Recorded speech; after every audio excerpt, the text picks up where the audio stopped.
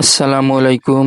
আজকে আমরা মাঠ থেকে তুলছি পাকা ভুট্টা, সারি সারি গাছে এখন ঝুলছে মোটা মোটা ভুট্টার ছড়া। আল্লাহর রহমতে ফলন বেশ ভালো হয়েছে। ভুট্টা তোলার সময় আমরা খেয়াল রাখি যেন গাছ বা ছড়াগুলো না ভাঙে। আগে গাছ থেকে ছড়াগুলো আলতো করে ভেঙে নিই, তারপর ছড়ার খোসা ছাড়িয়ে দেখি ভিতরে দানা ঠিকঠাক পেকেছে কিনা। ভালো ভুট্টার দানা হয় মোটা, সোনালী আর শক্ত। যদি দানা নরম থাকে বুঝতে হবে এখনো সময় হয়নি তোলার। এই কাজটা সাধারণত বিকালে বা বিকালের দিকে করি, কারণ তখন রোদ কম থাকে, তাতে গাছ বা দানার ক্ষতি হয় না। আজকের দিনে আমরা প্রায় 5 থেকে 6 বিঘা জমি থেকে ভুট্টা তুলে নিচ্ছি। কিছুই ফেলে দিচ্ছি না। শুকনো খোসা ও গাছ পরের কাজে ব্যবহার করব, যেমন গরুর খাবার বা জ্বালানি হিসেবে।